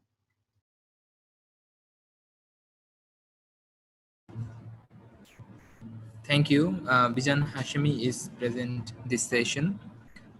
Dear judges, please ask any question if you have. Hello. First of all, I would like to excuse for my delay because I was concurrently at another session. And fortunately, somebody actually reminded me and I came back here. I'm ready to answer if there is any question. Thank you, Dr. Bijan Hashemi, for being here today. We enjoyed both your presentations. Regarding this, when we are treating with IMRT, have you considered the low dose volumes and incorporated into the analysis which you conducted? Yes, of course. Yes, please. Yes, of course. Yeah. We actually did this plan based on the RTOG recommendation and actually consider all the limits according to RTOG recommendations. And the main point of this actually research was regarding the angle of collimator and patient table that is not normally commonly used. And with these techniques, we use TCP and NTCP and find out that two protocols with specific angles can provide better NTCP results regarding the organ at risk when there is a close distance between the organ at risk and the target. On the other hand, if the organs are separated adequately from each other, the 3D CRT is also useful. But whenever the gap between them is close, therefore it is better to use our proposed treatment plans. Thank you. And regarding your previous presentation, I would like to ask the hafnium oxide nanoparticles which you used. So those are indigenously developed or commercially available? No, we have actually made it at home ourselves. Okay. We just purchased the raw material and we made the nanoparticle. I'm sorry for not being present. At the same time, I had another presentation in oral presentation.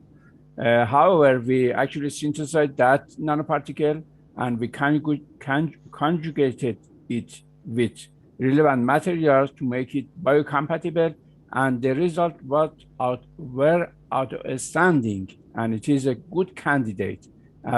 It can be developed and at the cell actually studies. Therefore, we found a very good promising results. Thank you. Any other questions to Dr. Bijan Hashemi from anyone?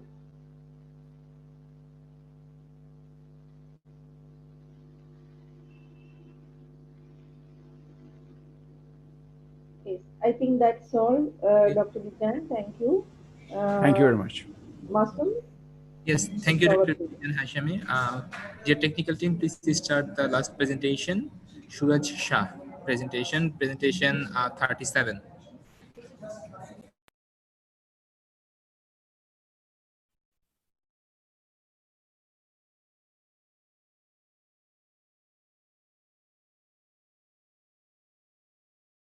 Good evening, everyone. Namaste from Nepal. Me Suraj Shah, and today I am here for presentation of a present scenario of radiotherapy services in Nepal. First of all, I would like to thank the whole organizing committee of AOCMP-2021, and I'm here for my presentation of electronic poster presentation. And first starting with the introduction. Nepal is a developing country, about 29 million population, and radiotherapy is one of the essential treatment modalities for cancer and for both curative and palliative intent. As a low-income country, radiotherapy in Nepal faces significant challenge with respect to the human resource, infrastructure and equipment. And aim and objective of my presentation is to find the availability of radiotherapy machines throughout the country, and also to emphasize on the human resource for health in case of radiotherapy field. And the methodology of my presentation is the data regarding radiotherapy services in country were collected by on-site visit and by telephone conversation. And the data were analyzed using the Microsoft Excel and SPSS version 25.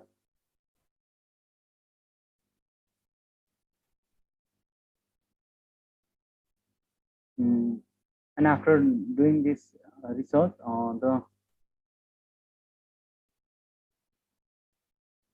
the result of my research were there were total 8 radiotherapy centers in Nepal. Among them, the 3, which is 37.5% are in government, and 5, that is 62.5% are in private sector. There are total 9 linear accelerators, 7 high definition brachytherapy, 3 single photon emission computed tomography scan, 3 PET CT scan, 45 MRI, and 1 blood irradiator all over the country. There are total 30 radiation oncologists, 20 medical physicists, and 17 radiotherapy technologists working all over the country. And there is lack of academic institute for medical physics and radiotherapy technology course. And Nepal also lacked the central cancer registry database system and Radiation Regulatory Authority Board, and government haven't allocated financial support for the cancer treatment.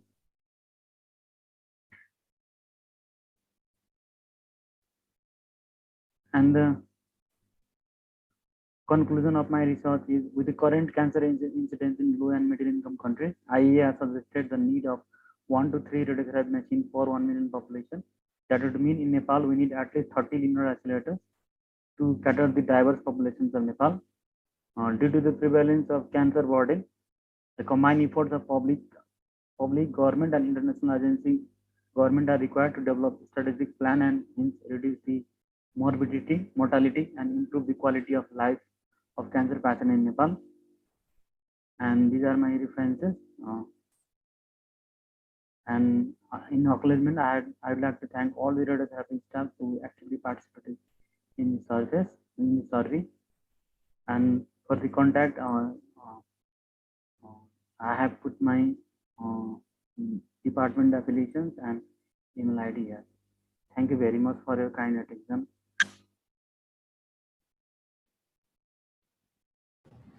So, thank you. Radiotherapy session is finished here. Thank you all for joining this session, and thank you our honorable judges for your valuable time. I am requesting Dr. May Jun to conclude this session. Thank you, Masum. It's indeed my privilege and pleasure to be here along with all the august participants and judges, Dr. Bhupati, Dr. Anvarul, Dr. S.B. Sharma, and all other participants, Dr. Bijan, Dr. Martin. All of us got a chance to meet and share our experience with our research and activities. Nice to see all of you on this virtual platform. Thank you. And with that, I think we will go ahead with the next session. Nice meeting you all over here. And thank you for presenting your valuable research over here. And thank you from myself and on behalf of the AOCMP team too. Thank you. Thank you. Thank you. Bye-bye. So have a good time. We can move on the next session, nuclear medicine and radiopharmaceuticals. The honorable judges panel of this session are Dr. S.D. Sharma from India and Mr. M.D. Nahid Hossain from Bangladesh. Dr. S.D. Sharma is convener of this session. I request our technical team, please start the PowerPoint 38.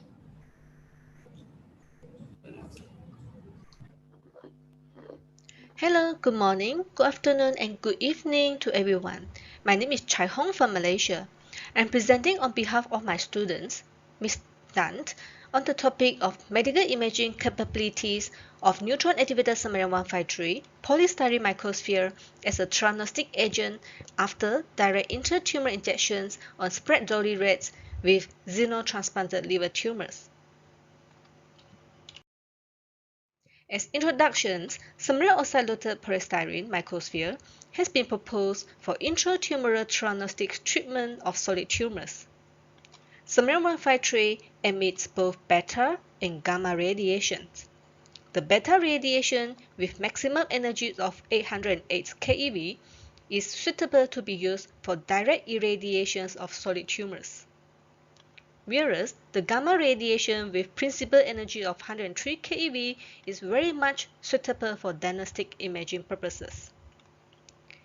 And this study aimed to evaluate the diagnostic imaging characteristic of the samarium oxide polystyrene microsphere on spread dolly rats with xenotransplanted liver tumors. Methodology. First, the spread dolly rats were implanted with N1-S1 hepatoma cell line orthotopically. And when the tumors grows more than 5 mm within 2 to 4 weeks, 37 megabecquerel samarium oxide polystyrene was injected intratumorally into the center of the tumors. Then, a SPECT-CT was done at 122 hours post-injection. Subsequently, static gamma imaging was carried out at 24, 48, 72, and 168 hours post-injections. Here are our results. The first image on the left shows the static gamma images. that shows the distribution of samarium-153 radioactivity in the tumors at 24 hours post-injection, with no significant leakage of the microsphere from the tumor up to 168 hours. Whereas the axial, coronal, and sagittal view of the SPECT CT shows significant uptake of samarium-153 radioactivity in the tumor at 120 hours post-injection. The injection site were also visible on the CT images, as shown in the CT images here. In conclusion, neutral activated samarium oxide polystyrene microsphere demonstrated excellent diagnostic imaging capabilities after intratumor injections on tumor-bearing rats. Biodistribution and injection site of the samarium oxide polystyrene microsphere can be clearly visualized on SPECT and CT images respectively. However, further studies on the therapeutic efficacy of the microsphere are needed to evaluate its feasibility as a theranostic agent for cancer treatment. Here are our references, and we would like to acknowledge the Ministry of Higher Education Malaysia, Malaysian Nuclear Agency, and Taylor University for supporting this research. Thank you very much for attention. I'm happy to take any questions if you have, or you can email me at the email address here. Thank you. Okay, thank you. So, Mr. Nahid Hussain, do you have any question to the author?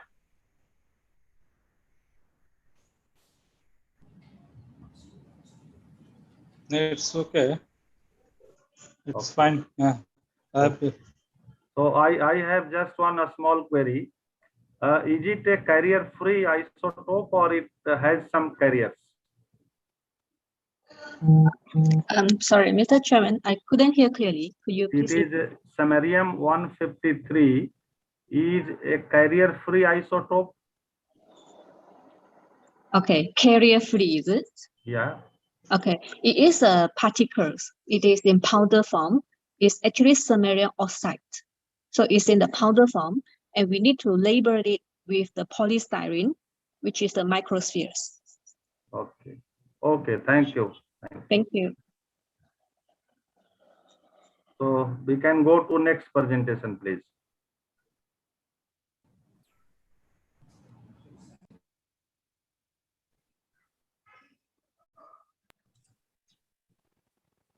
Hi, my presentation topic is respiratory gated 4D FDG PET-CT scan for liver malignancy, feasibility in liver cancer patients, and tumor quantitative analysis. The FDG F18 foreign 18 positron emission tomography, computer tomography, the PET-CT, has been proven irreplaceable in providing anatomical and functional radiological information. Respiratory organ motion during PET-CT image acquisitions may cause 4 problems. First, motion artifacts in CT images. Second, image misrepresentation between CT and PET image data. Third, image blurring of PET uptake images. And fourth, PET reconstruction error due to CT attenuation error. The image artifact and blurring problems cause qualitative and quantitative inaccuracy in the determination of tumor morphology and its update activity in the attenuation-corrected PET-CT images. Furthermore, imaging-based prognostic markers are crucial for patients' treatment option and survival. Metabolic parameters derived using the standard uptake values, the SUV, or the total lesion glycolysis TLG, may be benefit for disease staging and risk stratification before surgery and radiotherapy treatment. To improve the accuracy of CT and PET image registration and minimize image blurring, respiratory gating method has been introduced. The PET-CT scanner equipped with the respiratory gating system can perform image data sorting. The acquired CT and PET data are equally separated into different respiratory phases. Then each phase data within specific respiratory cycle is used for image reconstruction. The aim of this study was to investigate the impact of respiratory gated 4D PET-CT scan on the accuracy of high uptake target volume, SUV and TLG values in liver tumor comparing to routine 3D PET-CT scan. This study was a prospective study Ethics approvals have been obtained from ethics committees of the Hong Kong Baptist Hospital and the Hong Kong Polytechnic University. Data was collected in the Nuclear Medicine and PET Center in Baptist Hospital. For the subject recruitment, the inclusion criteria is the patient who received FDG PET-CT scan for known or suspected malignancy liver lesions between the October of 17 to December 17, which were consecutively included in this study. The exclusion criteria are any previous RT treatments and the cholangiocarcinoma, angiosarcoma, benign liver lesions, diffuse liver lesions shown on PET-CT images, patients who fail to perform respiratory-gated PET-CT scan, patients who are incompetent in giving consent. We use the GE scanner with the variant RPM system. The clinical and scan protocols were endorsed by nuclear medicine physician, medical physicists, radiographers, and GE application specialists. Here is the setup of the patients and the machine. You can see the reflector, the camera. Here is the workflow. The patient scheduled for PET-CT examinations, then the patient arrived at the center, and then we start our standard operating procedure. And the patient who were known for liver malignancy will be included. Our investigators explain the research information sheets and respond to any inquiries. A written consent must be obtained before the examination starts. We inject the FDG based on the body weight, and then the patient has to be rest for an hour before the scan. The whole body respiratory and gated PET scan, the routine scan, is performed. Then another set of respiratory gated CT scan for liver is also performed. All scan will be finished, and patient will be invited to go back to the preparation room and wait for discharge. And then we will do the image processing, and then we sort the images and then leave it for contour. For the identification of respiration-induced liver motion, the gated PET volume was defined as the GTV. Each respiratory gated PET-CT image set was sorted into 10 phases. In each phase images, GTVs were automatically contoured based on the SUV threshold. Later, all the data GTV were verified by in-house radiation oncologists.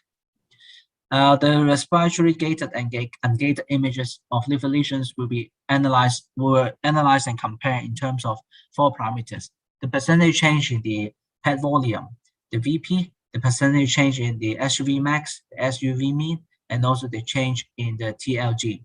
We use the SPSS to analyze our data. Mean and SD of measurements were reported. Statistical analysis was performed with a two-tailed PRT test. A p-value less than 0.05 was considered as statistically significant. Here is the results. The patient demographics and lesion characteristics are presented in this table. 25 patients who were scheduled for receiving the FDG PET CT scan for known or suspected liver malignancy disease were recruited. 9 subjects were excluded. The remaining study population is 16. The study population consisting of 9 male and 7 women. The average age was 65 years old, ranging from 41 to 84. And the lesion locations and the primary cancer site were also reported.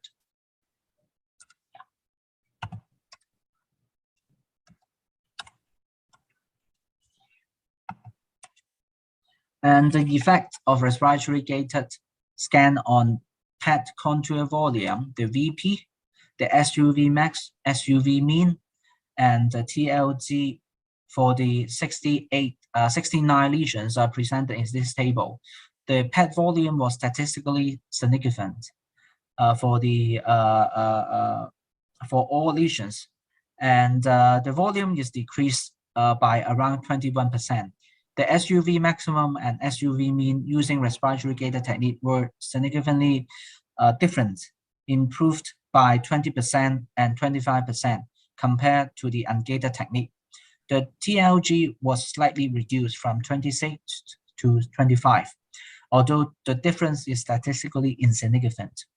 The total 89 lesions consist of 11 and 78 in the left lobe and right lobe respectively.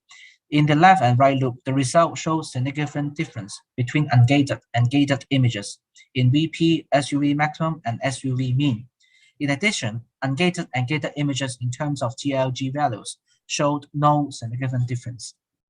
The implementation of additional gated PET-CT liver scan in routine PET-CT scan was successfully achieved. The reason of unsuccessful were due to gated CT image motion artifact and failed in cine CT image reconstruction. The gated PET-CT images demonstrate reduction of image blurring of FDG uptake lesions.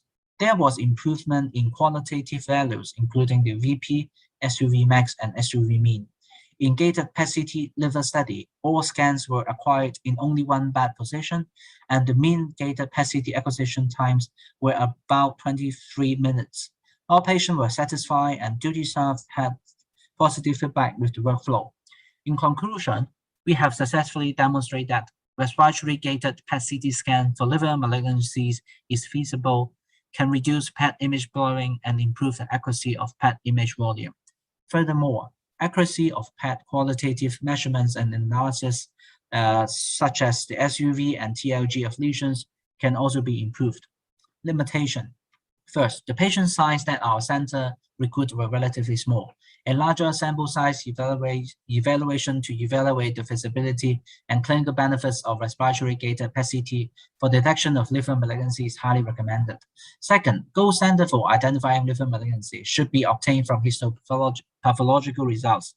In this study, most of the patients were diagnosed based on clinical and radiological examination, although those methods are proven to be valid to confirm liver malignancies. Here is my reference. Thank you.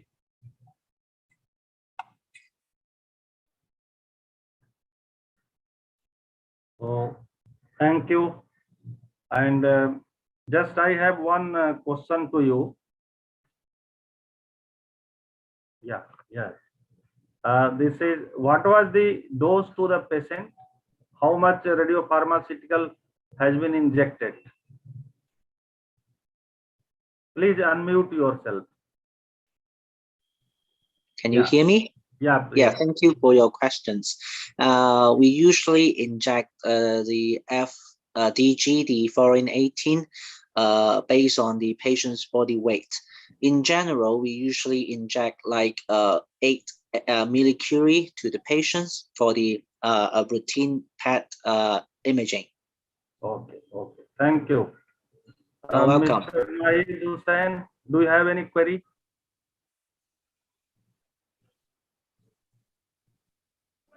It's okay. It's a good, nice presentation. Thank you. Okay. Thank you. So we will move to next presentation.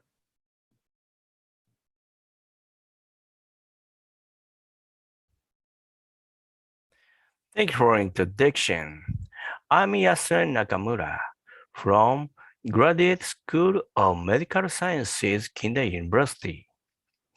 Today my topic is reduction of gamma ray attenuation with the new rigid couch in SPECT. Now, let's start my presentation on the topics. I'm going to talk about the introduction. We are having a trouble with single photon emission computed tomography of myocardial perfusion imaging for some time. SPECT of myocardial perfusion imaging is commonly used for the diagnosis of cardiac disease. During SPECT imaging is performed with spine position. Technetium-99M uptake in the inferior posterior wall is sometimes low as should defect by conventional carbon couch. The aim of this study was to prevent the decrease of the count of gamma rays by using HM couch, a new low attenuation rigid couch for accurate SPECT examination. We examined the usefulness of the HM couch. Next, is material and methods. HM coat with a thickness of 3 cm is constructed from polycarbonate foam sandwiched between 2 thin layers of glass fiber.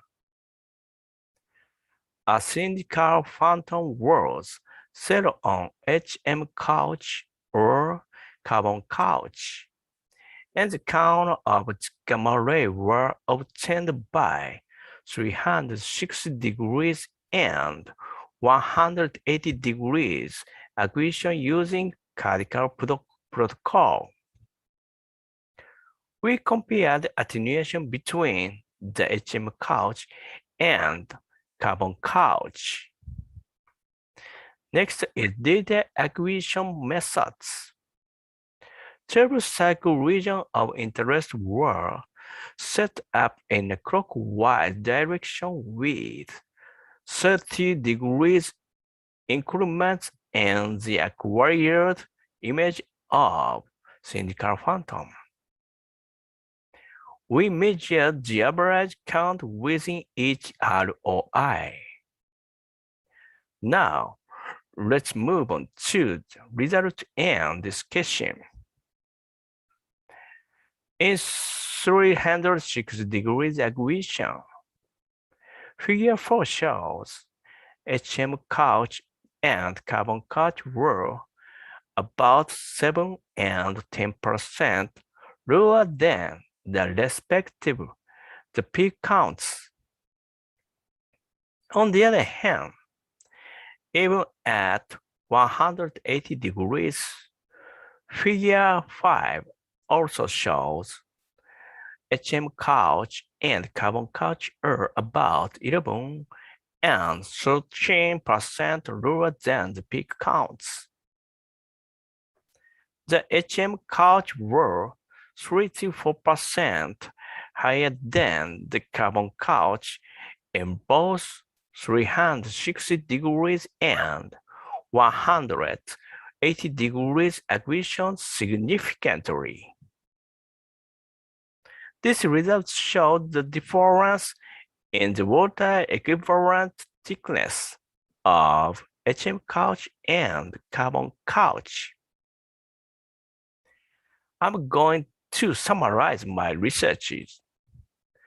HM couch could prevent the decrease of technetium-99m uptake in the inferior posterior wall myocardial compared with the conventional carbon couch.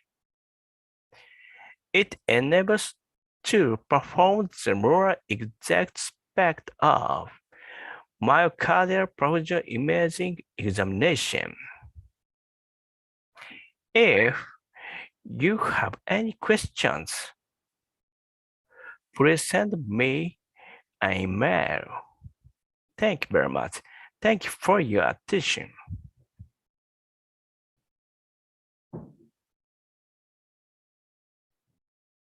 So thank you very much for your nice presentation.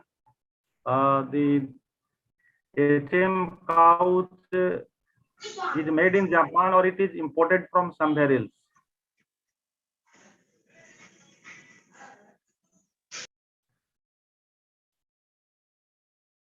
Hello.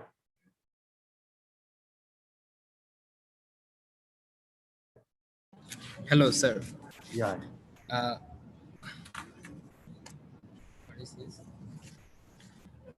I think he's not present here. Okay, fine. Okay, so then thank you. We will move on to the last presentation.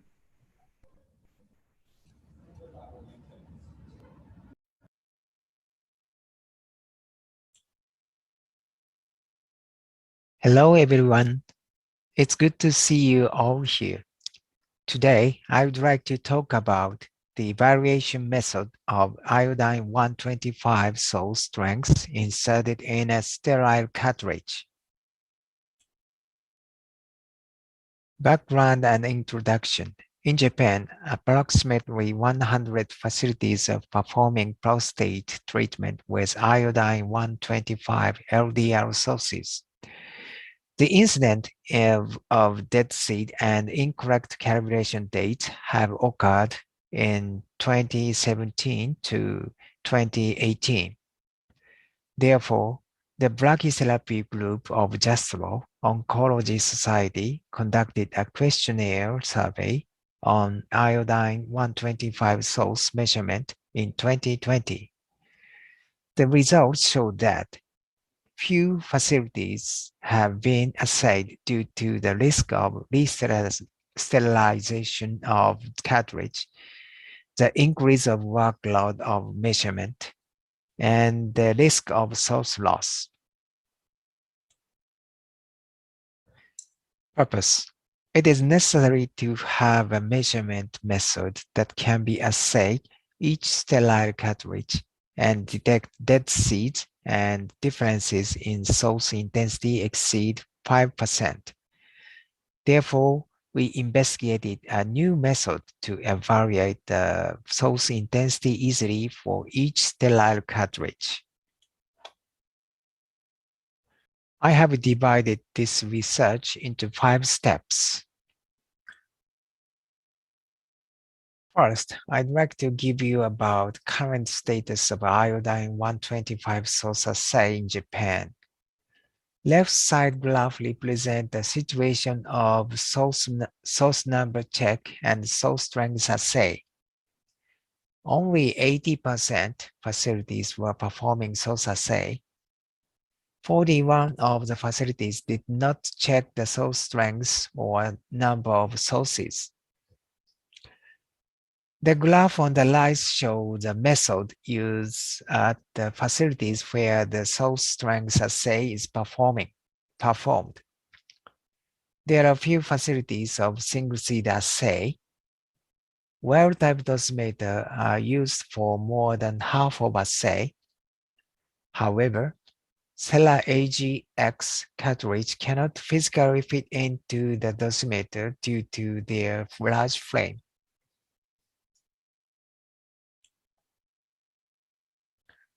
Secondly, I will talk about production of a pinhole image detector. This is schema of the pinhole detector. Pinhole diameter is 0.5 millimeter. And the outside of the pinhole detector is covered with red. This detector is capable of collecting image in about 5 minutes after delivery of new cartridge. Thirdly, I will talk about Monte Carlo simulation of pinhole image of iodine-125 sources. We use the Cellular AGX100 source and model for Monte Carlo simulation code of fits. We set the photon number of 7.86 times 10 to the power of 10 and the detector of cesium bromide with European doping on an imaging plate. We have imaged the cartridge sources by correcting the absorbed dose to the imaging plate. This is a result of simulation. The left side is the image of iodine-125 sources. We set up a vertical void on the line of these sources and obtain a profile of the pixel values. Although the radioactivity of each source is the same, we can see the signal in the center of the image is large and decreases toward the edge. The signal values were averaged, and the signal correction function was calculated by simulated images. This is an image of actual acquisition of iodine-125 sources. We have imaged 5 cartridge sources on an imaging plate. Here is a magnified images of each cartridge. You can see that each source is shown in isolation. We set noise on each source image and calculate the pixel value. These slides show the result of each source pixel values. Left side graph represents the raw data of source pixel values. The source pixel values were corrected by simulation result in right side graph. Finally, we calculate the conversion factor for pixel value to radioactivity. This table is a result of estimation of radioactivity. In conclusion, it is possible to visually confirm the dead seed. In addition, it is possible to detect the difference in the source intensity by estimating the radioactivity. Next, we would like to verify this method with other types of cartridge for clinical use. Thank you for your attention.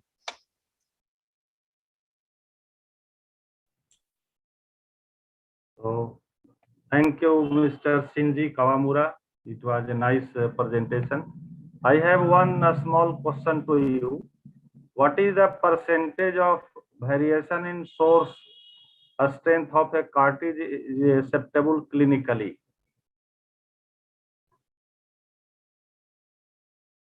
Mr. Shinji?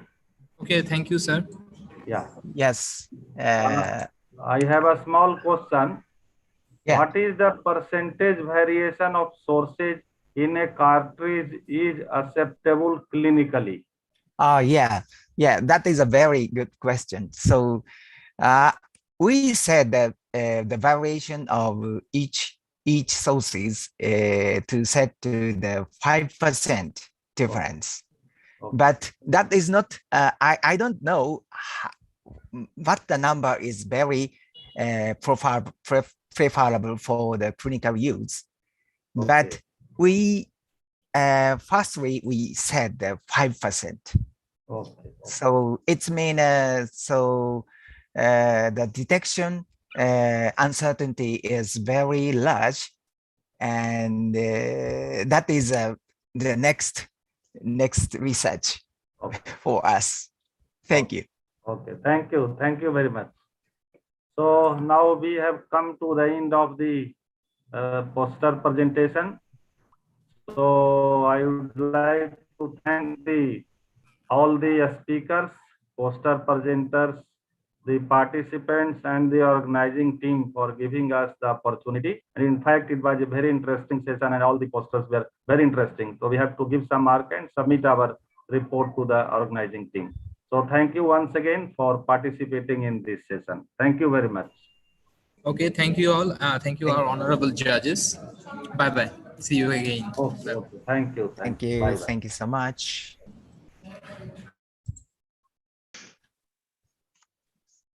How do we? Wow.